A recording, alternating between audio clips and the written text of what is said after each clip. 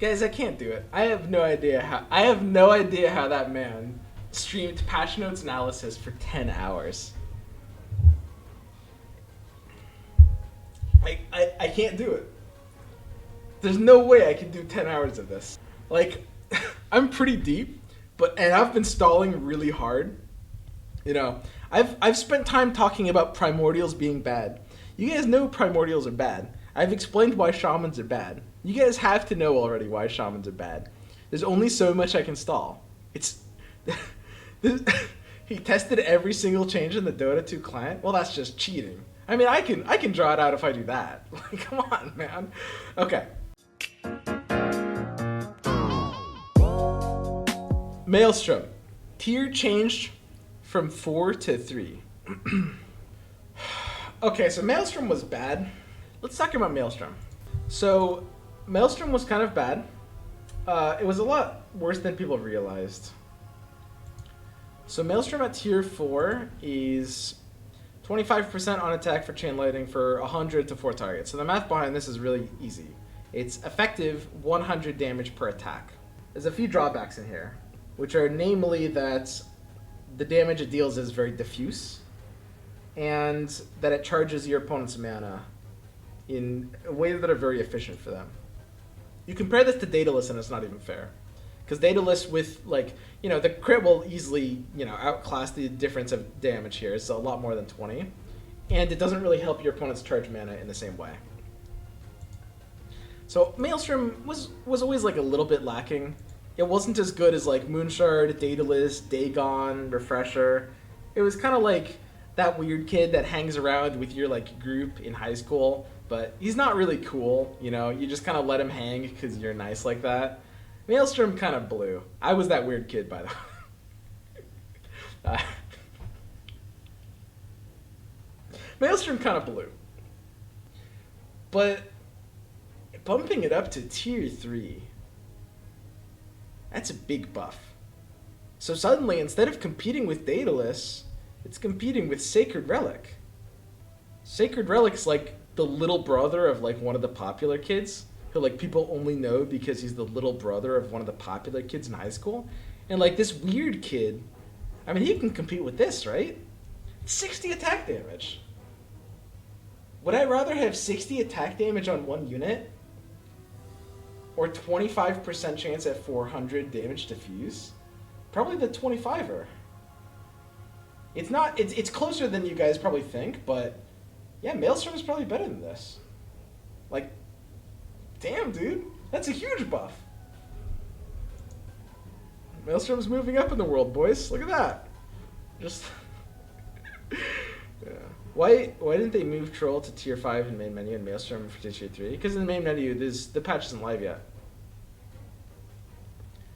Depends on if the unit is a demon. Sure. And certain other factors as well. For example, there's the... Bloodbound. Yeah, could be Bloodbound too. Relic scales with Bloodbound. Maelstrom don't. I don't know, man. It's pretty comparable. It is. I think I would say Maelstrom is probably a bit better than Relic. Not as much better as it seems, but it is a bit better than Relic. Which, I mean, hey, that's not bad. I'm not unhappy when I see a Relic in a tier 3. That's sweet. So, Vicious Intent, tier change from 4 to 3. I like this change. This has actually been suggested by the community a lot. I've seen, like, Reddit posts suggest this. I've seen Discord posts suggest this. I've suggested this. This is a common change. Makes a lot of sense. It's not even so much a buff. It's not the same thing as Maelstrom. It's more about timing. Because for Vicious Intent to be impactful, it needs to be coming online when people are, like, when the losing players are feeling the pressure. So the way Underlords works is, like, the first 20 rounds are, like, for two things. So the first 10 rounds are kind of figuring out what build you want to go, or what general path, which isn't necessarily one build, but maybe druids into whatever, right?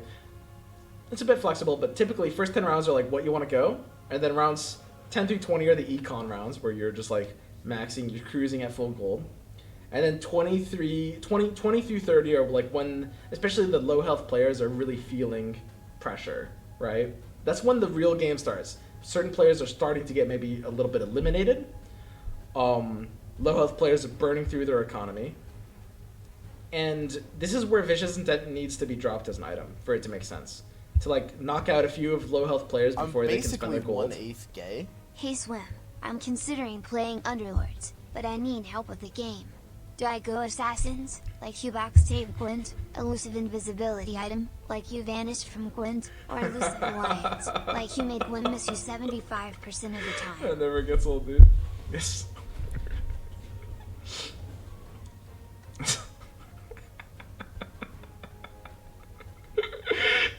Listen, it's here. Let me help you out with this. I mean, you go the first two. You go Assassins in every game, and you go elusive ability item in Assassins. That's a very simple answer. Who wouldn't pick Assassins in every game in current year? 2K17 meta. Or what's your current year? Oh, it's 2K19. Wait, why I've been saying 2K17 for 2 years. Okay, current year, you always jam Assassins. What kind of question is that? Okay, so Vicious Intent. Basically, the idea with Vicious Intent is it's actually a threat now. I'm not even joking. This item just became something. I might pick this sometimes. It's aggressive. I like it. The most important thing to understand with this item has nothing to do with the item itself, which is suddenly, now that it's tier 3, you actually have to check for this item. When you're like stabilizing at low health, when you're at like 20 health on like round 23 or whatever, and you're thinking about spending versus saving, you literally have to press tab and check to see if any opponents have this item or like how many. Like, that's actually a thing you're gonna want to start doing now, which is crazy. You have to respect this item all of a sudden, which is really cool. I mean, I like it, especially with like certain savage builds, certain druid things are getting a bit better. I think like, you know, Venomancer might be lasting in the mid game. You can high roll a Vicious Intent. Like, I can literally pull this out of my ass on round 15. If I have like a Venomancer 2-star that has carried me through 15 rounds, I can ass pull a Vicious Intent on 15 and just start blasting people out of the game. That's spooky. You need to be aware of that when it happens. So, I mean, this is like a real threat all of a sudden. It's interesting. I'm not saying this item is super good. You still won't pick it in a lot of cases, but you have to be aware of when it's in one of your games, whenever you're lose streaking, because it's something that's kind of more powerful as a threat than an actual effect, right? It's like, what's that expression? The dog's bark is bigger than its bite. Yeah, something like that. So, yeah, it's Spooker. For staff, tier changed from 3 to 2. So basically, tier 3 got a bit better and tier 2 got a bit worse. This is a literal non-item. Nice meme. Radiance, tier changed from 4 to 5. It's interesting that they would do that. So Radiance is an item that early on I valued super high, and it kind of comes down to like a shift in meta. Because like before, I rated on my item tier list like 3 weeks ago, Radiance was like at the top. And this was like in a meta that was much more grind. Hey, what's up, Matt? Would you like a glass of wine? A glass of wine? Would you like a glass of wine? I'm not much of a drinker. I might want some water though. I can get you some water. Oh, I'd love some water. Of course, hydrate. Oh, thanks, man. Be right back. It's really nice being here. I have like, it's kind of like living with my parents. It's actually just OP. By the way, kids, don't move out of like shame. Living with your parents is literally OP. I moved out of shame and it was the worst mistake of my life. Eat that shame. Absorb it. Let it make you stronger. You will regret moving out. It's literally, you can listen to chat, they'll tell you, it's not worth it. It's not worth it. Okay? But now it's like, you know, I Matt's my new dad, so I'm good. You know? Okay. Anyway, moving on. Radiance, as I was saying. So Radiance, tier changed from 4 to 5. Oh boy. I mean, it's a huge nerf. Basically, the item sucks. So tier 4 to tier 5 items are kind of similar to like tier 4 to tier 5 heroes. I was saying like for Troll, you kind of need it to be like OP now if it's going to go from 4 to 5, and it kind of got there. Like they were able to equalize it, I think.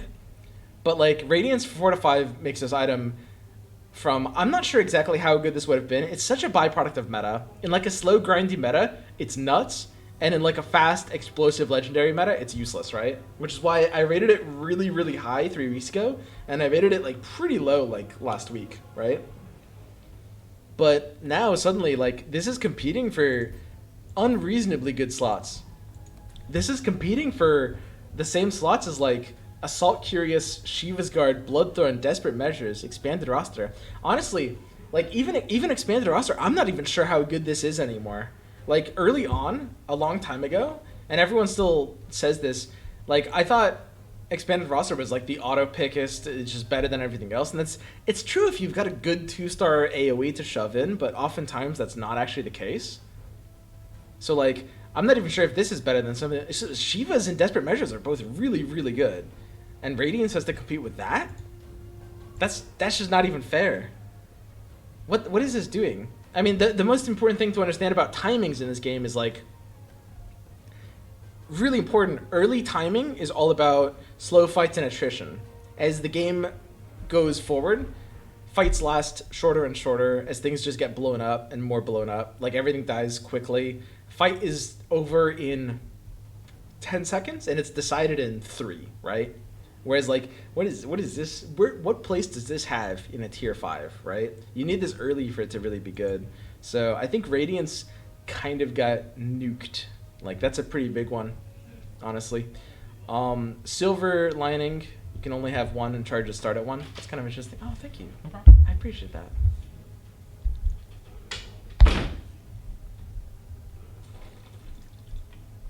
It's very important to hydrate.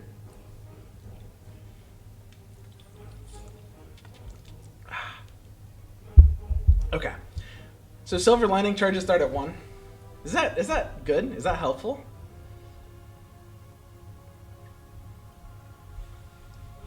Does that do anything?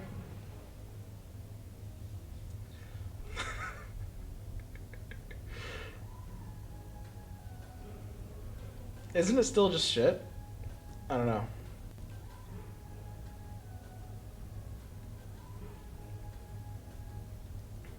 Crit multiplier on Daedalus from 235 to 200. Damage down to 70. Woof. Whoa. Big Daedalus nerf. Holy shit. That's actually crazy. Crit multiplier. Okay, let's do some math. 235 to 200 and damage down to 70. Let's actually see how this compares to something like Moonshard. Looks like Moonshard didn't get changed. Okay, let's do some crunching. So 70 attack damage, and it has a 30% chance to crit for 200%, which means you're getting a 30% DPS increase, right? Because the 30% chance to deal effectively an extra hit per attack is a 30% DPS increase. Plus 70 attack damage. So it's 70 plus 30%, whereas Moonshard is a flat 80%, plus the mana gain you get from that. So you're basically at that point comparing the 50% difference of the crit to the Moonshard DPS increase, 50% difference to the 70 attack damage. So it comes down to whether the 50% difference is bigger than the 70 attack damage, plus the mana gain from Moonshard. Moonshard is now just better than Daedalus, right?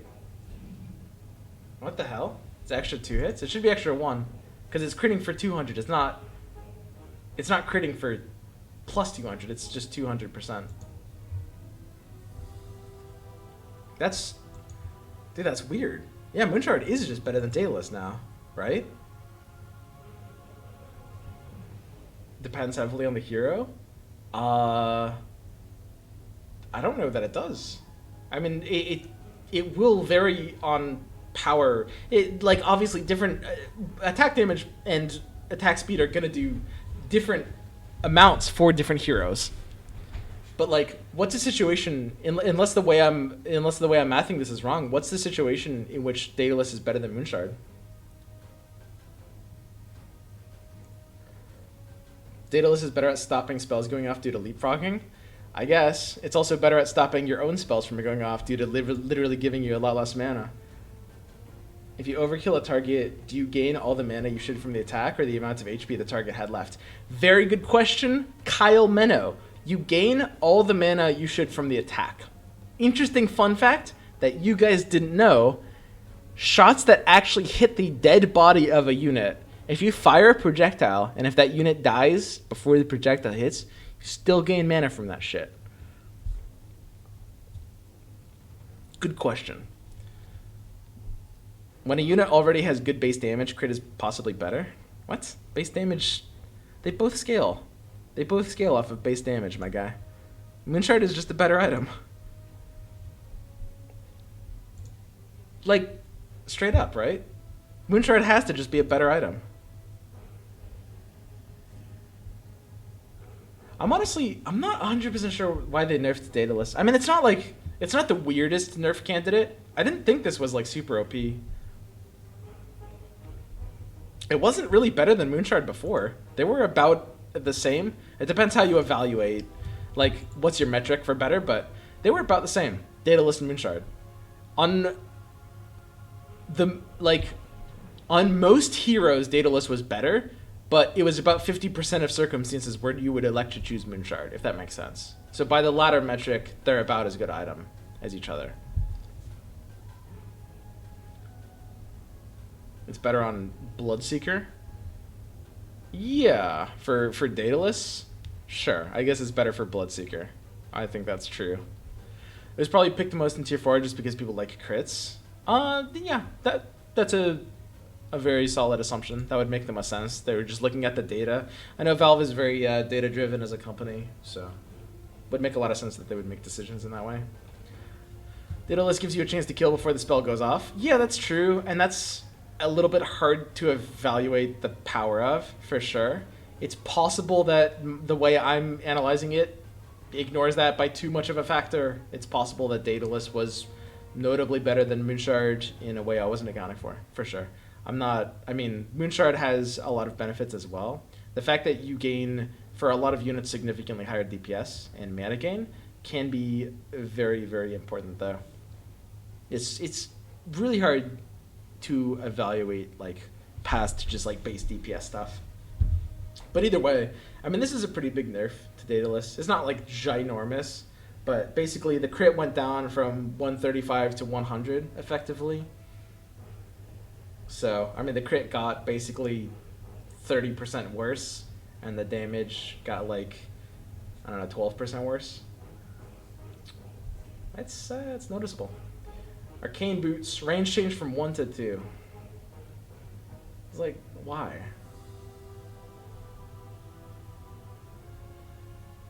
Okay. It's already auto pick. I don't know, man. I could easily make an argument for this just being like the best item before tier 4. Maybe that was more true in like the degenerate meta we just came from, where it's just like first cast big ulti. This item is pretty good. It's a little bit situational. I think, like, I was saying it's like OP just now, and that was kind of more, it was kind of piggybacking off the meta being degenerate. I don't think by design it's supposed to be OP. So I don't think this is terrible. I'm honestly okay with them buffing it.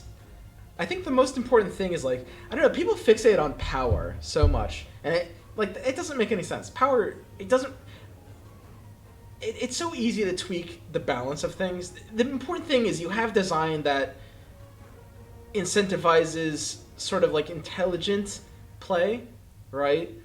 It's about design that gives you a good diversity of experiences, forces you as a player to know what to do in those diverse experiences, and to have to make decisions that sacrifice trade-offs for value, right? I'm okay if they want to buff Arcane Boots, I guess. I don't think that's the worst thing ever. It's an item that is kind of designed to be powerful, so it's already powerful. I think that's okay. But the way this happens kind of just makes it a bit more brain dead, right? Like, before, the identity of Arcane Boots is sort of like, okay, I'm sacrificing positioning to gain more mana. And you have to be more intelligent about how you position, because you have to make a sacrifice. You have to position things in a specific way. There's kind of like only a few patterns that'll work for it.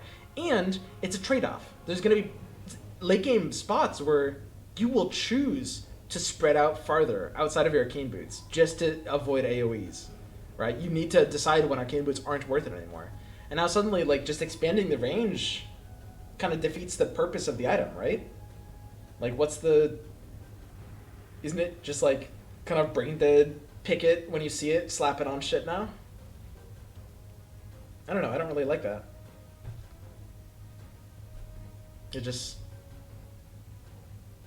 It seems like it's too good in a way that doesn't even really incentivize interesting stuff, I think. It's part of their effort to nerf AoE spells. I guess I can see that argument. That's probably it, I guess. I don't like this approach to it, personally. And the fact that they make, like, big early mana more accessible could argue to, like, do the opposite in a little bit of a way, where it's like, you know, I can, at the end of the game, I can be running my AoE spells, and I can, like, be more spread out in doing it, because AoE spells are very dependent on, like, mana boosts like Arcane Boots or Blink Dagger, right? So, I don't know. I'm not a huge fan. I have Scotty went from 3 to 4. That's so crazy. So Maelstrom and Scotty literally just swapped. Like, God, Scotty was good, but was it, like, isn't it just ass now? It feels like Maelstrom and Scotty, like, Maelstrom was below average for its tier, and I guess Scotty was above average, but they weren't, like, so good or so bad that they felt like they were in the wrong tier, right? Like, isn't Maelstrom just good now, and isn't Scotty just bad now? Like, Scotty is now competing for unreasonable things. So for those of you guys who don't know, the Scotty slow is 45% attack speed. So it's about half, which is powerful. Your opponents are attacking at like half speed when they're Scotty slowed. And, you know, the fact that it's applied to Medusa is kind of a little OP. I say OP. But now, you know, Medusa's nerfed. That was just one interaction. And items shouldn't really be like balanced around one weird interaction like that. I mean, why would you build this now? 400 health, slows enemies by 45. It feels like it kind of has a hard time competing with a lot of these. That's a weird change. I think I probably wouldn't be building it very often. Is Maelstrom better than Skull Basher? Okay, Maelstrom, let's actually talk about that. So I think I confirmed the Maelstrom is probably better than Relic. I don't think it can be better than Basher. There's no way. It's impossible. There's literally no way Maelstrom can be better than Basher. I'm still gonna take Basher over this. I was taking Basher over Maelstrom, even when Maelstrom was tier 4. And obviously the fact that it's a different tier doesn't change the item. Like, Basher was always better than Maelstrom. It's still better than Maelstrom. Right? So something that a lot of people might not know about the Bash, unless they changed it and didn't, like, and nobody noticed, is that when it bashes, it deals 100 damage.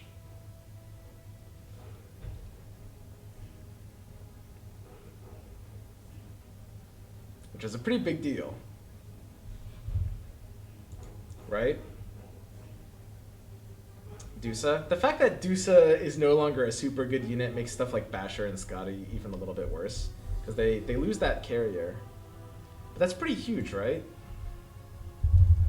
Oops. Can you guys... Oh, I guess it's like loud when I type.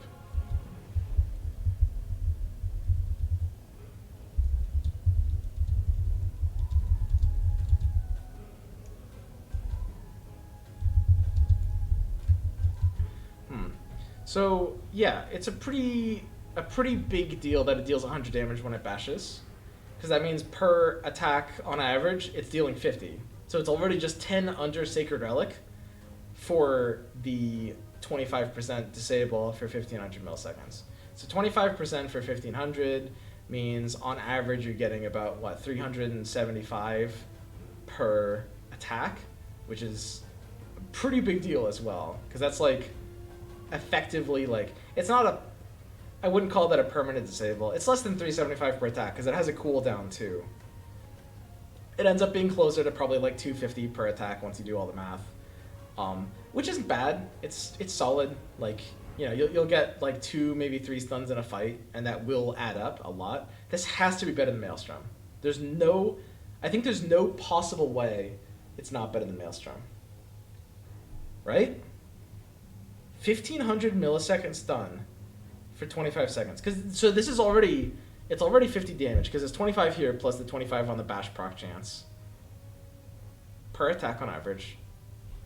So it's already more than half Maelstrom because it's doing this attack damage in a way that scales with certain things like Demon. It's focused on one target. It has a good chance of stopping an ability from going off because when you hit it bash, it deals extra damage plus the stun, which means there's a good chance this guy's ability isn't going off.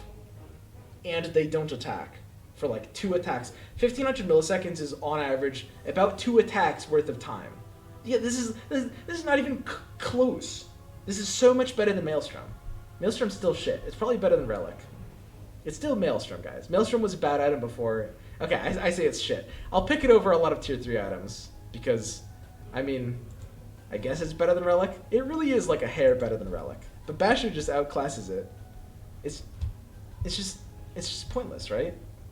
Okay, back to the discussion at hand. Since we got derailed with Maelstrom versus Skull Basher.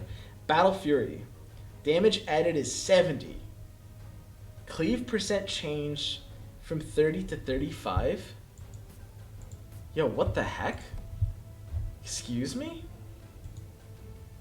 They just gave it straight up 70 damage?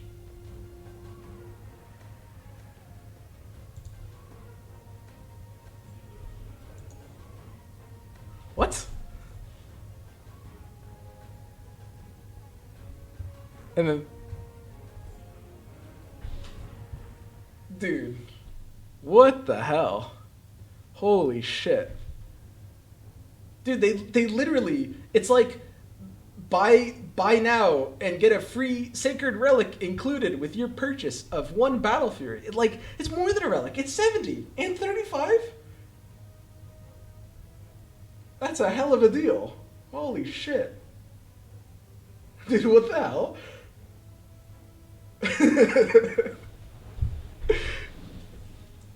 Is this just nuts now? It's just less shit now? I mean, okay, it's not nuts. It can't be like nuts, but this is like an actual item all of a sudden. It's Daedalus except with AoE instead of crit? Yeah, exactly. So let's compare this with Daedalus. I still don't know exactly how this cleave damage works. I know it's pure damage.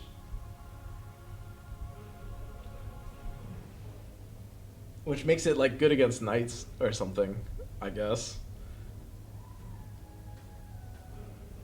So it's cleave for 35% instead of Daedalus's crit chance. And it's obviously it only applies to melee. 30% crit chance for 200 is 30% DPS. Is this better than Daedalus? Dude, what the... Didn't they just make Battle Fury better than Daedalus?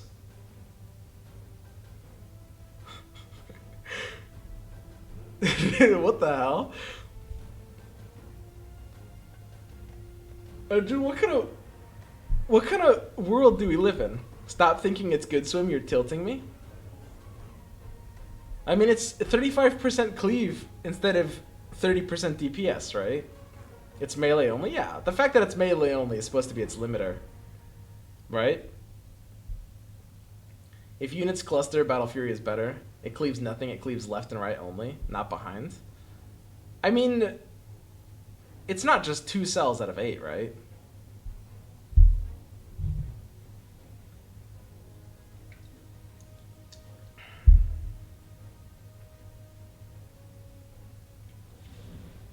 If it's still just 2 cells out of 8, then it's still bad.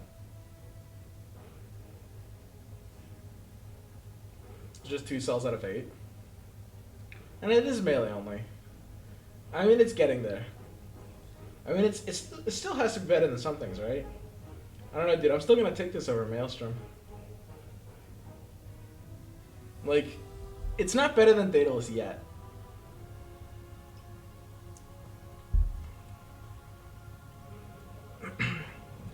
Wouldn't it be worse sometimes because the damage is so diffuse and it has Glaive's Maelstrom issue of charging mana? Seems dependent on the hero. Yeah, in theory. The thing is, it only actually needs to cleave like one thing to technically be higher DPS than Daedalus. But yes, it is diffuse, and it doesn't have that like chance of basically killing a hero before it gets a spell off. It's still not as good as Daedalus. It still is not. It's like, it is an actual item all of a sudden though. Like, I think I'd still rather have this than Maelstrom.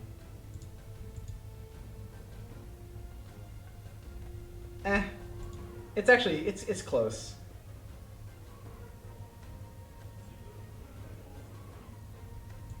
I don't know, I mean, even though it's only 2 cells out of 8, the thing is, the odds that those cells are occupied isn't even that low. Like, if you look at it in the same way as Daedalus, so obviously there's a few different ways you have to evaluate it, right? You have to evaluate basically the like, stuff like giving the opponent mana, right? Which Daedalus doesn't do, and stuff like, you know, being able to one-shot something before it gets its spell off, which Daedalus does do, right? So Daedalus is better in both those respects. But if you're looking at it from like a pure DPS perspective, Daedalus increases DPS by 30%, whereas Battle Fury does more if it's like cleaving one thing. It's worse than Daedalus, but is it worse than Daedalus enough to be worse than Maelstrom? Because like, what's the percentage of cleaved attacks you need to make it better than Maelstrom? I think it might be as low as like 30%. Like, as long as you're cleaving like 1 out of every 3 attacks or so, it might already be better than Maelstrom. Just based on like positioning, right?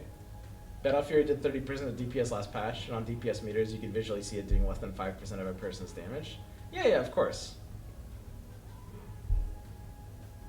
I mean, the fact that it comes with a free relic included is, it's a big motivator. I mean, that's literally most of the item. Like, they buffed this item by, like, quite a bit. But yeah, it's no Daedalus. Summoning Stone. Attack speed bonus up 30 to 45. This one's kind of interesting.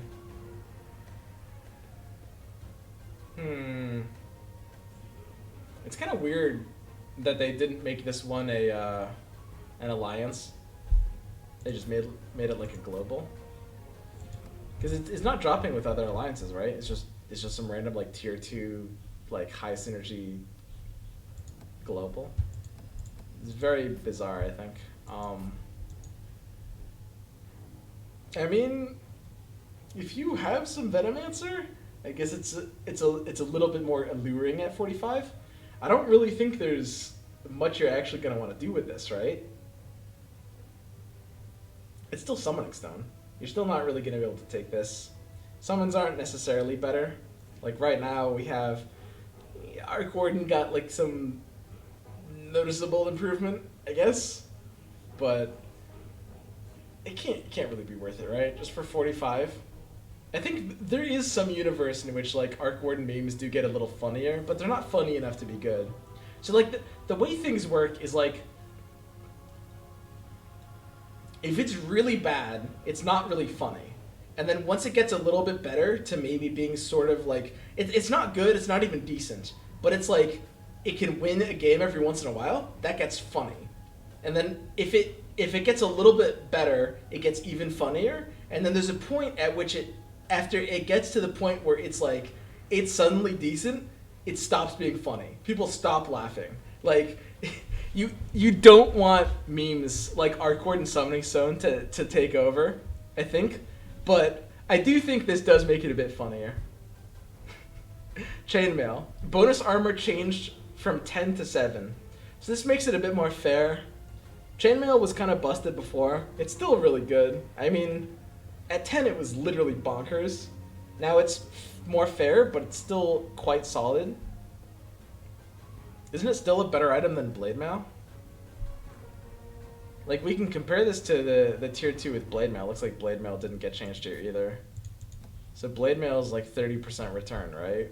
30% return that charges the opponent's mana without charging yours, whereas chainmail still like, I mean, we can do like an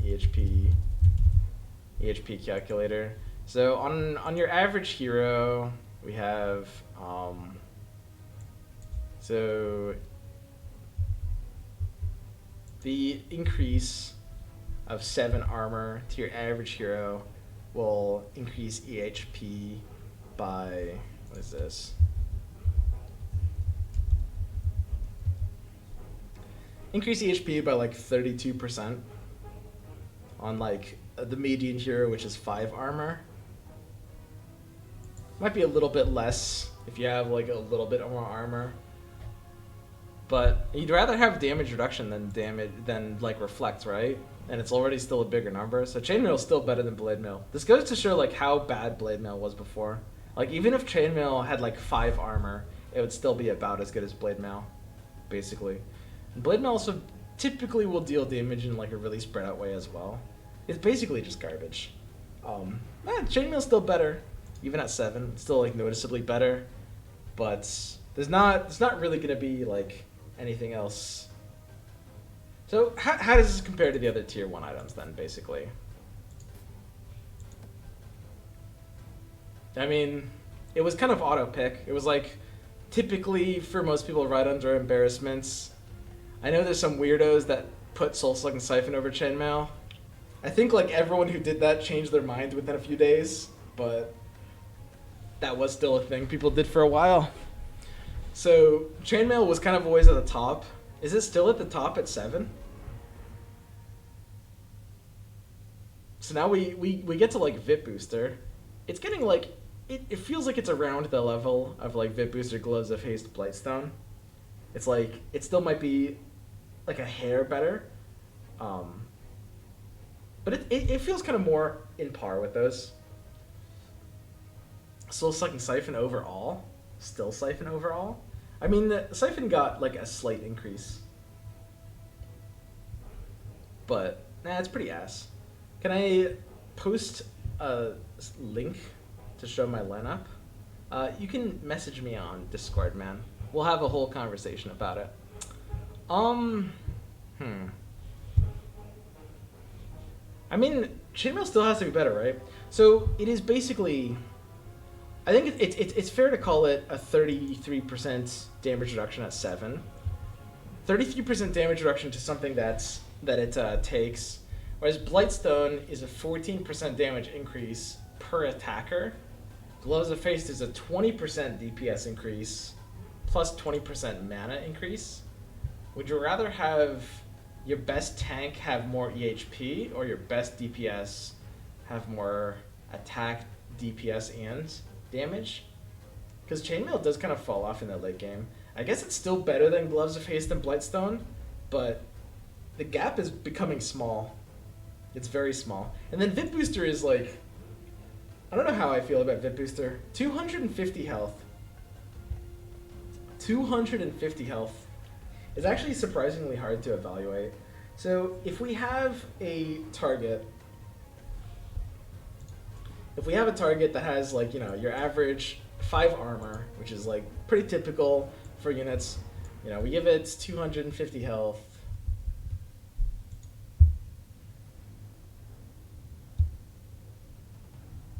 It gains almost as much EHP as a chainmail, right? If it's a level 2 unit.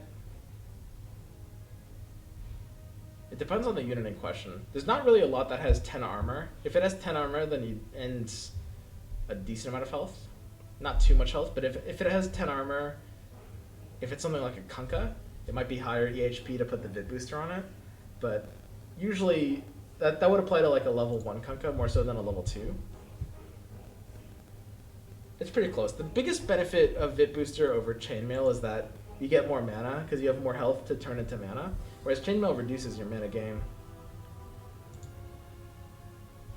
I don't know, all the tier 1s feel like they're actually, all the good tier 1s feel like they're actually balanced right now. Which would be like Blightstone, Gloves of Haste, Vip Booster, and chainmail all feel like close-ish to the same. Buja the Martyr, probably somewhere on that level, although it's really situational. Like in this last patch, a lot of people really liked it because it like transitions really well into like late game ult slam, but I think it's not really supposed to be quite on that level. It's supposed to be a little bit weaker. Okay, so then we got Mask of Madness. So Mask of Madness got a pretty interesting change. Tier change from 2 to 3. Attack speed up to 60, and lifesteal to 20.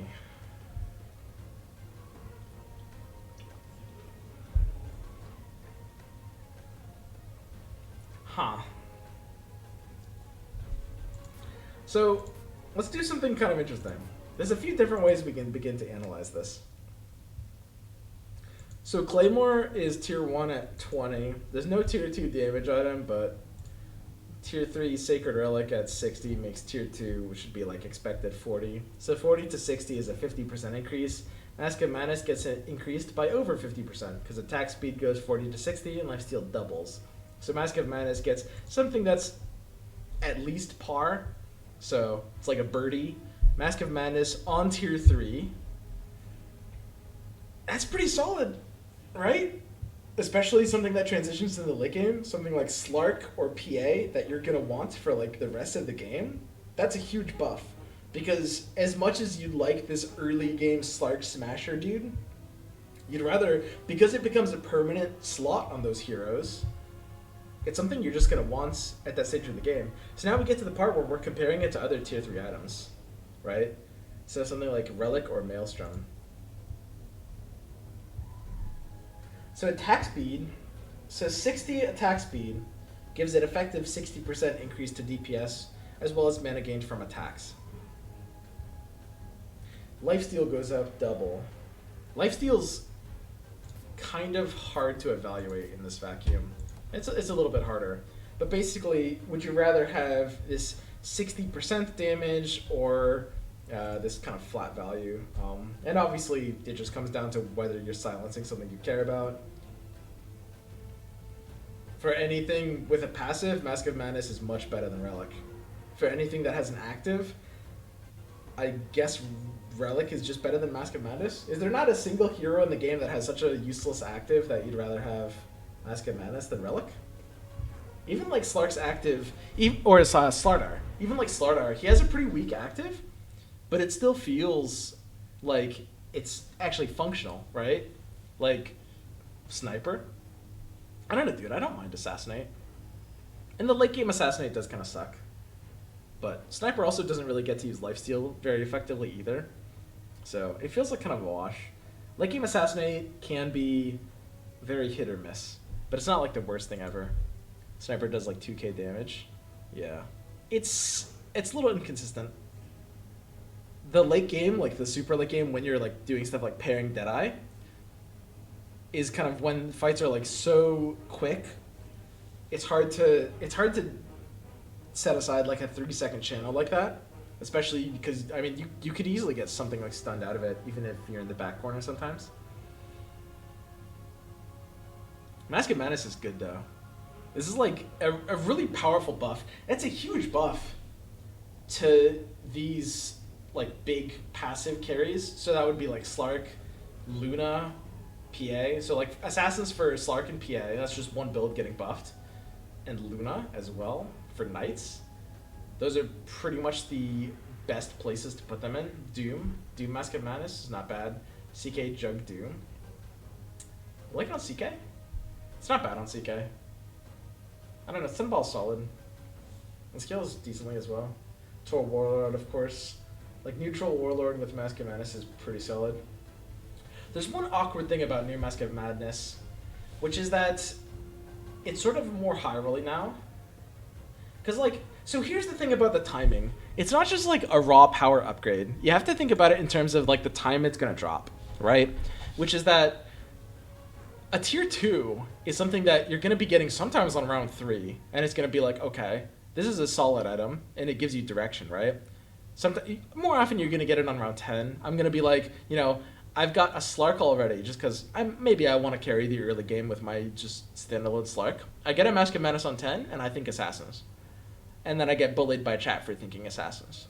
Whereas, like, you know, maybe on the other hand, when I get Mask on 10. I'm in like a couple nights and I get Mask on 10 and I'm like, okay, let's go 6 nights. Obviously, in a meta like last meta where it's all about legendaries, it's kind of hard to go for something like a Luna level 3. But it still kind of informs my decision. Whereas now, even though it's stronger, it's tier 3. So the timing is kind of all off. Like, the function of the item has basically completely changed. Like, you need to understand this. Because tier 3 means it's, like, I'm high rolling if I see it at 15. Mostly I'm going to be seeing it at 20 or 25. Which means, instead of something that gives me direction for my build, now it's just like a high roll reward for if I'm already in that, right? It's completely different. Because, like, if I'm not in Knights or in Assassins already, at the timing that it's coming now, I can't really usually pivot. Some specific games where I find it on 15, it will sometimes maybe happen. But not really. Not on average. And that's... I'm not sure if I like that. I feel like it's almost a little bit harder to go one of those paths now. Because before, you know, if I find an early mob, I can feel like I'm good for Assassins. But it's just more of like a post-decision reward for actually doing it. And it feels a little bit high-rolly instead of trying to give you more like of an informed decision. It's a lot stronger though.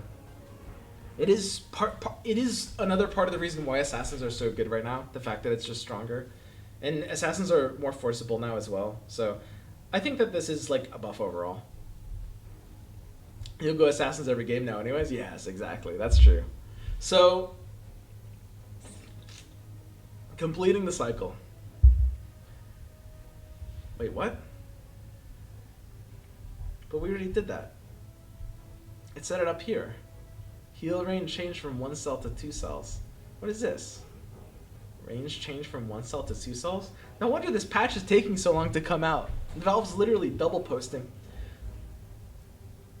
What is... Come on, guys. Recruiter. Change from first reroll is free to rerolls now cost 1 gold. And it's tier 4 now. So this... Oh...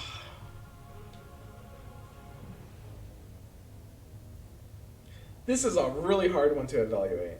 There's a lot of people that think this is busted. I think it could be. Okay.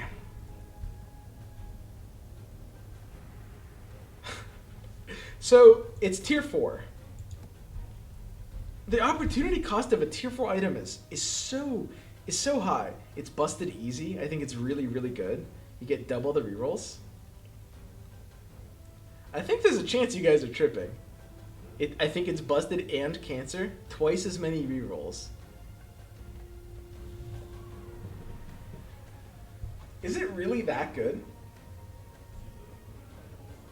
It's busted if you have Smuggler and hit it early, otherwise it's a trap. That's sort of what I'm thinking. So I think for those of you guys who are saying like it's busted or it's not busted, a lot of it comes down to the timing where you get it, right? It's like maybe we're imagining different things. If you find this on like round 25 and you're having like a good early game, you haven't really spent much gold yet, you know, you're level 8, like thinking about going to level 9 sometime soonish, you're pretty golden, right? If you find it early enough. But if this is like your round 30 or 35 pack, suddenly this becomes a lot less good. I would say it's very situational. A lot of it comes down to the timing and what else is offered in the pack. It feels very, very difficult to evaluate in a vacuum.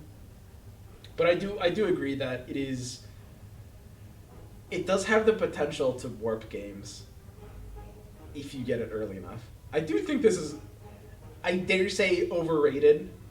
Again, it's hard to generalize this because it's so situational. So it's hard to give like a single answer. But I do think a lot of people would pick this in every circumstance. While maybe I would only pick it in, I don't know, 60% of circumstances. That's an ass-pulled number. But the point is, like, even if it's very pickable, it can still be overrated. Because there's a lot of you guys that are saying it's literally just 100% auto-hyper, super-duper pick. It's okay. It's probably solid. It's very good if your build becomes online with any 3 stars like Luna, Slark, Terrorblade. It's a lot better for the 3-star builds like Assassins or Knights.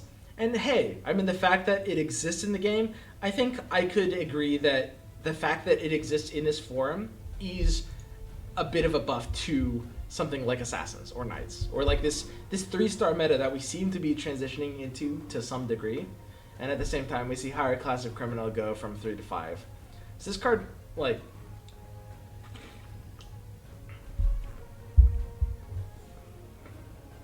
that's like deleted, right? I mean, especially with all the changes to legendaries and everything else as well, it feels like this is basically impossible to pick now. I'm basically... Yo, Detrox19. Welcome to the 1FK Club, man. Tier 5 is getting so diluted. Yeah, it really is. Shaman Pluck now ignores magic immune enemies, so that's basically useless as well. It's like a BKB change, I guess. Still sucks. Loot rounds. Okay, here's the... Dude, this patch is so big. We've been doing patch notes reviews. How long has it been? It's been 4 hours. What the hell? Okay, loot rounds. And I love these changes, by the way. This is really interesting.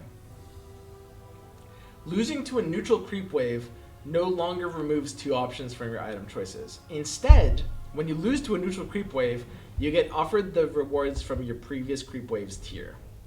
So, for example, if you lose to round 10 Mud Golems, you get offered round 3 tier pack. So, in addition to this, they made creeps a lot harder. Before I go into these creeps, I want to mention one thing. It's possible that in certain cases you might want to intentionally lose creep rounds. It's probably going to be a kind of niche thing to do. And now that alliances are scaled with tiers, I think it's unlikely. I think, like, in the last meta, there was this weird moment where a tier 2 roll was arguably better than a tier 3 roll. And the reason for that was very, very specific, which was like certain things in tier 2 were really OP, like Arcane Boots and probably Blink Dagger. And I personally would add to the list, you know, something like Fall from Grace, maybe Smuggler, although in the last patch Smuggler I think wasn't really that good in that kind of meta. But tier 2 was very good, and tier 3 had a lot of dead things in it. Like, for example, Force Staff, a lot of just like complete garbage, a lot of complete garbage alliances.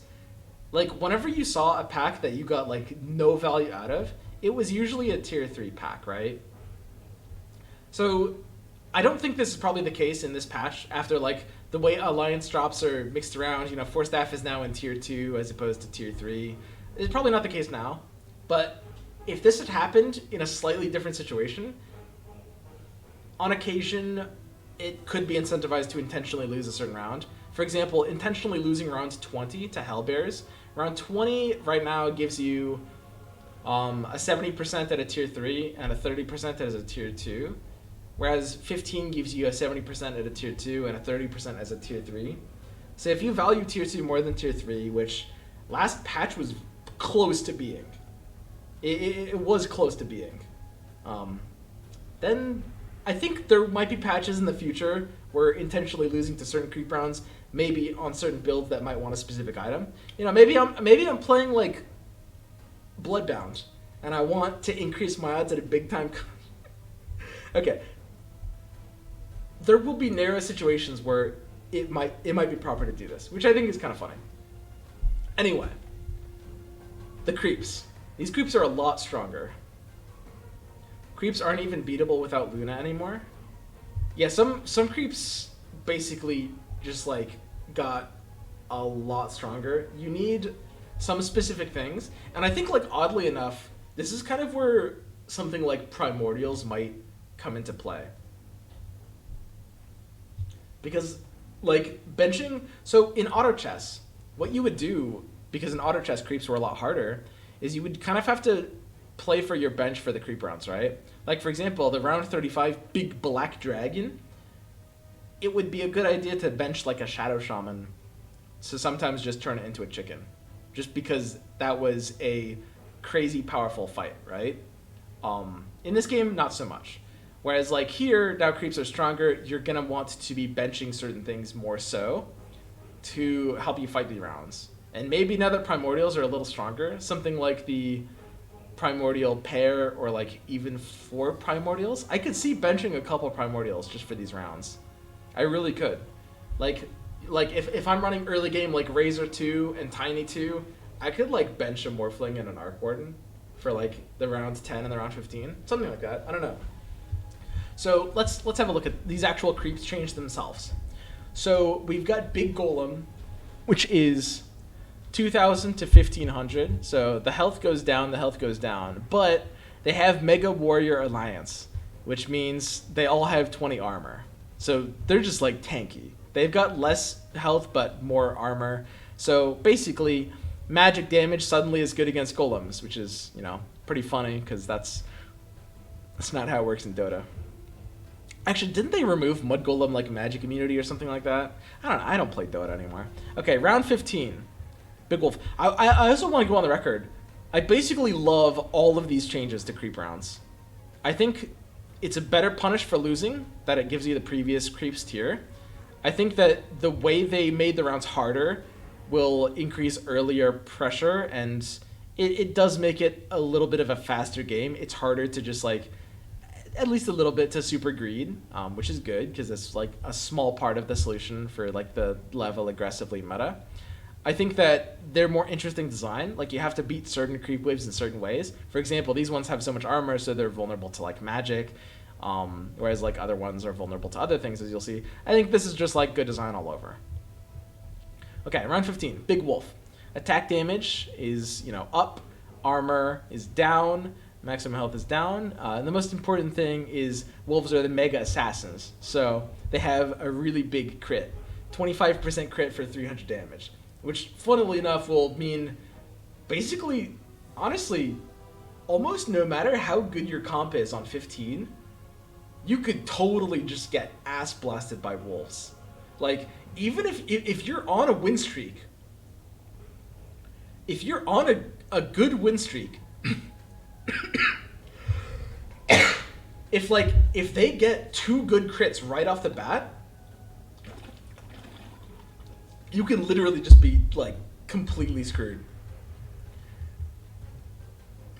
So this round in particular is, like, heavy RNG. I've seen, like, some people saying it's, like, a little too RNG, this one. I think it might be. I'm not sure. I haven't played on it. We'll have to see. But it looks scary, for sure. Round 20, so we've got, obviously, Tomato, which is the red one. Armor goes up. And the yellow one gets magic resistance going up. I think that's cute. And they get Bloodbound, so when one of them dies, the other one gets 500% damage. This is actually really interesting. Like, so suddenly, the positioning matters too. So wait. Like, which one spawns on the left and which one spawns on the right? Because suddenly, one of them has physical resist, one of them has magic resist. And suddenly, you don't want to kill one before the other. You want to try to kill them kind of at the same time. So Tomato's on the left and Potato's on the right. Tomato is the one that has armor, which is more useful than magic resist against most comps in general. So because Tomato has more armor on the left, Potato has more magic resist on the right, and you want to try to focus them down at a kind of similar timing, it seems like the strategy you're going to want to do is try to have like 2/3 or 75% of your units attacking on the left side to attack Tomato, while a few units attack Potato on the right side, or something like that, right? Unless I got that like backwards in my head, but you know what I mean. Like, it's very interesting. There's like, you actually have to position in an intelligent way, and it's going to depend on comp to comp. Every strategy is to have Luna. Yeah, I mean, Luna is a pretty good thing to run, and like some primordial things. There's always going to be like certain things that will just help across the board, but it's interesting. Round 25, Revtel Wildwing. Attack damage is down, and Hatchling attack damage is down. So Wildwings have Mega Elusive, so these guys just have 75% evasion, which is pretty crazy. Dude, what the hell? 75% evasion. So these ones are pretty straightforward. Just anything that goes through evasion is going to be good against them. I think these ones will be probably a bit more tame, but I mean, we'll see. Seems like cancer. It's not... This one is probably not as RNG heavy as like wolves. The thing about 75% evasion is like over a long period of time, it's just going to kind of like, you know, law of large numbers. It's going to be fairly consistent how this fight plays out. Whereas wolves, if they just... It comes down to the first attacks. The first attacks are very important. If they crit big, especially if the big wolf crits big for the first attack or two, you can lose the fight. Whereas this has like another RNG aspect, but it's not really in the same way. We'll see. I don't think this one's gonna be too bad though compared to some of the others. Round 30, Thunderhide Alpha. This one cast Bloodlust. They both cast Bloodlust with 100 mana, which is interesting. The fact that they have mana sets them aside from other creeps. So certain things like, in theory, like anti-mage. You know, maybe you could get your Shaman Alliance online. Okay, Mega Warlock. Whenever a Mega Warlock casts the Thunder thingy, or, no, sorry, I guess it's Bloodlust. It's not. The Thunder thingy is their normal attack. Whenever they cast Bloodlust, they'll lifelink and heal. That's pretty cool. I honestly like how they have this here, where it's like, each one is like a mega version of the Alliance or something. It's kind of neat. Is there like a specific strategy you want to employ against these? Because they heal, you kind of want to be bursting one, I guess. Would make the most sense, but I don't think that's really different from how you want to do it before. Any sort of like, again, any sort of disarms are good, but they're ranged with their thunder attacks, so Primordial wouldn't be that good against them. They heal for 4,000 a second, so you just lose. These ones are kind of nuts, right? It seems way too strong. It does seem really powerful. And there's big black dragon. Mega scaled, so it just casually has 75% magic resistance, and the splash attack is now up to 100% splash damage. So you guys, if you didn't play auto chess, you might not know the terror that is the black dragon neutral round. Honestly, a lot of comps could beat it, like, you know, without breaking too hard of a sweat, but compared to Underlords black dragon has been a pushover. 100% splash damage. That's pretty scary. Like, you will actually have to spread out your board against this. No longer are the days where you can just AFK these creep rounds. Because neutral creeps are like an actual threat all of a sudden. And I do like this. I like this feel from auto chess personally. It does make them a bit more challenging. You have to approach them in slightly more interesting and different ways. That's cool. Round 40. You're pretty rarely going to get here. Mega Troll Alliance keyword. All allied units have 50 attack speed. Holy shit.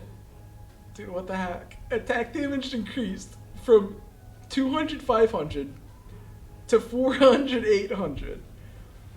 Maximum health changed from 5,000 to 10,000. Dude, what the fuck? Look at this shit. Dude.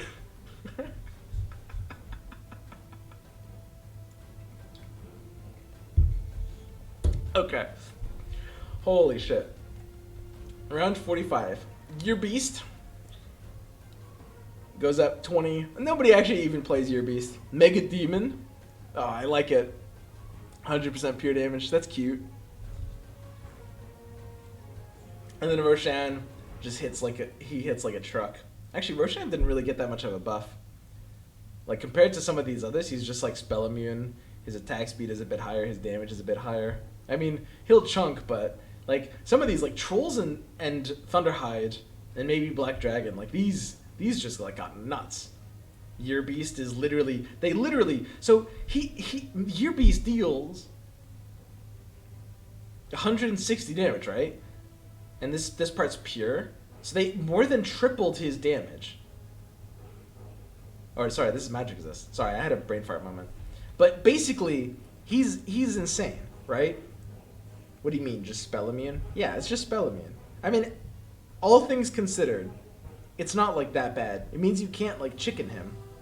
Can he still be disarmed if he's spell immune? Does AM counter his buff? No. I mean, basically, creeps are an actual thing now. I think it's gonna be fun until you like get crit by wolves. I think like these changes overall though. They're interesting. I think a couple of them might need tweaks. But that's fine. How long do you think you can stall? This patch ain't happening. Yeah, I mean, I've got a lot in me. I can stall for days. I mean, obviously the patch is... Guys, we already knew the patch isn't happening today. They said before the weekend. The last patch was delayed until Friday. I think, like, the patch 2 patches ago was delayed until Friday. Of course it's not actually going to come out today. We all knew that going into this. We all knew that. Still no health penalty for losing 2 creeps, though? Yeah, that's true. But I think that's fine. It kind of makes them able to make the creeps, like, quite challenging. And it's still, like... It's still a big deal. You still lose a decent amount of EV every time you lose a creep round, right? Like, especially these later ones. Like, I'm not even sure what comps can beat trolls. Dude, how do you beat trolls? Dude, what the hell? I don't know. Some of these are going to be hard. 6 nights with Enigma? I mean, basically, something like that, sure. Witch Doctor is important now? Witch Doctor's alright. Enigma was the hard counter to, like, trolls, and he's gone. Yeah, the fact that he has, like, the small radius makes him kind of bad. Forcing Batrider, Luna, Shadow Shaman, Knights every game to beat creeps. I mean, that might not necessarily be worth it. I do think, like, one of the downsides of these creep rounds, which is, like, as some of you guys are saying, like, the way they work might force you to, or might at least incentivize players to play a singular type of strategy, which might, you know, make a certain thing, like, sort of overpowered and over-contested, because there can only be, like, 1 or 2 kinds of comps that can actually beat creeps reliably. And naturally, just getting better items than everyone else will kind of be a nice surge in power. So that could be a potential downside if it's not, like, tweaked just right, but we'll see exactly how it works. I think this is a step in the right direction, even if they have to, like, maybe come through later and change some of the balance stuff. So I want to talk a little bit, now that we've gone through all the changes, I wanted to talk about the biggest meta implications, right?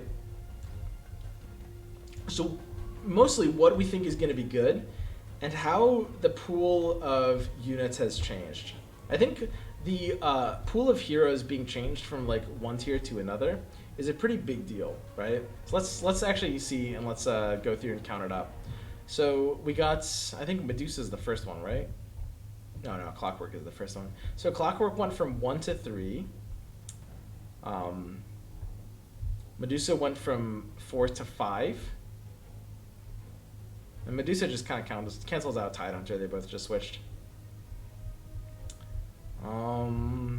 Razor did the opposite as Clockwork. It's not, like, total net the same though, right? Sand King is 3 to 4. So Sand King at 3 to 4. And so far everything's canceled out, plus, like, the Tidehunter. Tinker is 1 to 3, which cancels out Venomancer, I guess. Treant's 2 to 3. So we have, like, 2 to 3 and 3 to 4. 4 to 5. What's, like, the net change? 2, 3, 4, 4, 5. It looks like the net change is, oh yeah, and Windrunner is 3 to 2. So 3 to 4 and then 4 to 5, which means there's 1 less 3 and there's 1 more 5, I think is the only thing. Because everything should cancel out except for the Troll Warlord and the Sand King, right? Sand King goes 3 to 4, Troll Warlord goes 4 to 5, which means it's 3 to 5.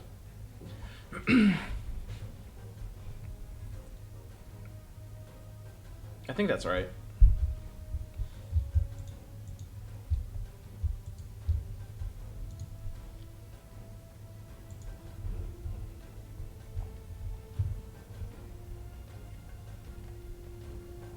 And that goes to 5 to 4. So basically, the question is, how does this impact the ability to build 3-star units? And it looks like Tier 3 actually got opened up, right? Tier 3 has, like, 1 less unit in it. So 3 stars are even easier to build. The reason why this matters, 1 less 3 is nuts? Exactly. It is nuts. It does matter a lot. So all these tier 3 got buffed for their 3 stars. Like almost all of these just got buffed for how their 3 stars actually work. The fact that there's 1 less of them. So there are right now, what is this, 15? There are right now 15 and it goes down to 14. That's a big deal. It makes 3 stars of tier 3 units quite a bit easier to build. More than you'd expect. Because the way probability rolls is when you roll a new shop, it'll show you the rarity and then it'll show you heroes based on the amount of heroes remaining. It doesn't count amount of heroes remaining until after it already knows what the rarity is, which is just based on the probability of the percentage, right? Which is a little counterintuitive at first. But what this means is that now suddenly the ability to have fewer units competing for these slots means you will get significantly higher amounts of the units you're already looking for. So stuff like 3-star Slark and 3-star PA, not only are they stronger just by having more stats from these patch changes, but they're easier to build. And you've got Blacklist. Blacklisting is a really, really big deal. It's really, really big. If roll value is basically skyrocketing, right? So blacklisting is you won't see heroes from the previous shop whenever you reroll the shop, right? Which is crazy. That's nuts. So suddenly, 3 stars are stronger. 3 cost 3 stars. Big ones like Slark or PA are easier to find because the 3 costs are less contested. And you won't see heroes from the previous shop whenever you reroll the shop. And if you personally are a believer in something like Recruiter, you might say, Recruiter adds on to this as well. I'm not sure how much that is the case. I think it's very situational, but it could in certain games. So suddenly this meta feels a lot more geared towards 3 stars. Stuff like Knights, stuff like Assassins, maybe something like Warriors even. Stuff that kind of naturally works very well for 3 stars. Big beefy boys with good stats and good scalability. Knights, like when you're getting that Luna level 3, CK level 3, Knights probably have the best chance against these like super big creep waves. So they kind of get buffed in that way because on average they're going to get, I think, slightly better items than most people just be, by being able to kill 1 or 2 things. They've got the splashable Troll Warlord now because you're already in Batrider, so suddenly maybe you like splash the Troll Warlord, you find him once you hit the Legendary, get the 2 Trolls online without needing Witch Doctor for Warlock, but yeah, you could run Witch Doctor too, that's solid. So 6 Knights looks very powerful. Early game looks like it's going to be dominated by stuff like early Venomancer competing with things. Venomancer's okay. It's not as good as like Primordial Pair. I think like Razor being at 1, like, and Primordial even getting the 10% against ranged is a big deal. Early Primordial Pair feels really good all of a sudden. Like if you get like a tiny 2-star and a Razor 2-star, that feels nuts. Not like nuts, but it feels very, very solid. And of course, mid-early game is going to continue being dominated by Druids as well, for sure. So this is, I think, like how I expect the meta to play out. It seems like the best comps are going to be stuff like Assassins and Knights. I would expect to be very, very powerful. I'm unironic when I say Assassins are a big prospect for like maybe the top, like the top tier of like the new meta. Knights could absolutely be nuts, or sorry, Assassins could absolutely be nuts. As I mentioned, like I spent a long time talking like 4 hours ago at the start of this. Like Assassins are better in a lot of different ways. The jump change is huge for them. Knights have, the 3-star works out for them. The creeps work out for them. They kind of like they've only gotten nerfed in like 5% for 6 Knights, which is pretty manageable. And they were kind of already good before. I don't think they're really any worse here. What else do we even like? There's something with Warriors. I think something with Warriors has to be decent, right? This game is literally sit at 8 and hit R all game. I think so. I think we've taken a bit of a change in pacing. Like, I say a bit of one. It's like a 180. We went from a patch where roll value was kind of low until you hit level 9. It's like the way to play the game last patch was hit level 9 super aggressively. Like 9 at 21. Which is... It's supposed to be really dumb to do that, but legendaries were kind of OP and you triple your chance at legendaries. And then just like your roll value spikes at 9 and then you roll it down. And now suddenly the roll value is inherently already high. You kind of want to hit level 8 at 21, roll it down like that. you're often not really trying to level to 9 until you've got like some good stuff online already. It's going to be a little bit more situational, but basically we're looking like a meta where we're going to be rolling a lot instead of leveling. So it's like completely the opposite of what we were looking at last time. There's going to have to be something decent with warriors, and there's going to have to be something decent with mages. It feels like now that alliances feel like they're back on the table, 3 stars are good. Stuff like warriors and mages are kind of inescapably part of the meta. Like they kind of can't ever be bad by design. I'm not sure if you want to actually go like full like 6 warriors, but we'll see. It's gonna be, I think a large part of the reason why alliances fell off was because Warlock was so strong. It felt kind of hard to justify going like 6 warriors or 6 hunters when you couldn't really fit in slots, not just for the warlocks, but for like the legendaries as well. I say Warlock, I'm not just talking about the warlocks. It's also the legendaries. You just couldn't afford slots for stuff like a 6-7 comp. But now that feels very online. So something like warriors could really work out. Getting the free scaled bonus on top of that feels pretty solid. I'm not sure if I like new Tidehunter at all though.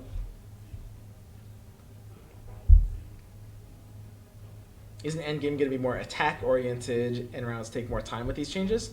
Yes, that's likely going to be the case.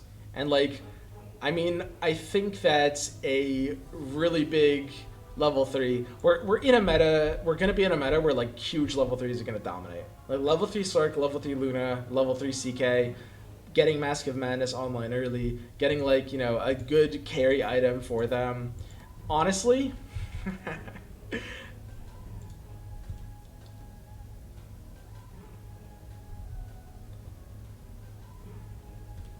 So something you need to understand is like big time contract is not going to be necessarily like, I wouldn't necessarily want to run this over something like a Daedalus. But the fact is, like, you can find it tier 2 and it's kind of good insurance if you don't find a good damage item later. I think big time contract on Luna, I'm not even joking. Some of you are going to think that I'm trolling. I think that could be like easily a little bit low key. I think Luna is already like a really good carrier for something like this. Luna in Knights with a damage item is going to be something very good. And the important thing is like, it's not the best damage item of choice because it costs like a 2nd unit slot. But I mean, it's good insurance if you don't find something like a Daedalus later. Like the fact that it doubles damage is pretty solid. I can run like 2 Bloodbounds as well. I can run like an additional 1 for triple damage. If I get a Luna 3-star, it doesn't matter that I have to like run big time contract instead of like Daedalus. If I get a Luna 3-star with a damage item, it doesn't really matter, right? I again, I do know some of you guys are gonna say, tee-hee, Swim, you know, you've had your fun, haha, I get it. Of course Bloodbound isn't gonna be good. You silly goose. I'm not joking. I'm not saying run like 7 Bloodbound. I'm saying like 1 or 2 in addition to big time contract on a carry like Luna or I guess possibly Slark. I don't think I would really want this on Slark that much. It's a lot better on something like Luna. But honestly, unironically not bad. So it's going to be an interesting meta. Just the fact that like there's going to be a lot more emphasis on having a stacked carry, like 1 big damage item on a carry, right? Something like the mana gain feels like, you know, something like Arcane Boots feels like it's going to fall off a little bit. And it's going to be interesting to see how these alliance drops at like tier 1, 2, and 3 work out. Why is it better on Luna? Because like Slark is going to be like overkilling on something. If he kills things too fast, he's going to spend too much time hopping around, which you could say at a certain point is good for more disarms, but it means he's kind of like, his DPS sort of has a cap, and at the late part of the game, you don't want to spend half your time hopping around and disarming. Like, big time contract with Luna means because of how her glaives scale, it's just going to be doing more on her. She's tankier than Slark. She's like less vulnerable to getting stunned and powered down. And so like all you need is that damage. Her glaive bounces. Her bounces will literally be one-shotting some units, right? Which is just completely insane. Luna has just like the best multiplier for attack damage in the entire game. A 3-star Luna, basically her glaive's passive multiplies any damage that she deals. Let me here. What's the number? I think is it 350? 314. So her glaive bounces at 3 stars will literally triple 314%, more than triple any damage modifiers that are applied to her, which mostly is like items, right? So whenever a bloodbound unit dies, suddenly I'm getting 6 times damage, right? Because it's 3 times by her glaives by the double damage from, you know, the single bloodbound unit dying, right? So very, very powerful to get like a Luna 3-star right now. We'll have to see how this works out. I do think that the knights are going to do pretty well against the creep rounds. Something like trolls with maybe a Shadow Shaman, is like Strauss was saying, like Shadow Shaman could be decent. It's good against like certain creep rounds. Although honestly, now that the 2 troll pair is better, I feel like there's less reason than ever to really be running the 4 trolls. I think like going knights and just like pairing trolls on the side with Batrider it's better than ever, dude. Knights just seems so good. It looks like knights and assassins all the way down with a lot of stuff on the side. And I think that's my thoughts on the patch. I think we can call it here. That's it's been a good 4.5 hours. Apparently I'm less than half the man Purges. I can't do a 10-hour analysis on this. I can't do it. It's impossible. I've tried. I couldn't do it. There's no way. I stalled a lot. You guys saw me stall. But I can only do 4 hours of this. There's nothing else that can be done here. So, And I tried to give Valve time to publish this patch, but it's still not out. So I guess I'll see you guys tomorrow for the patch. Okay? Bye. Okay, I'm actually going to have to play some video games though, aren't I? Jokes aside. God damn it. I really didn't want to play on this patch. I'm going to go take a wee and refill my water. Maybe the patch will be out. Maybe the patch will be out by the time I get back from refilling my water.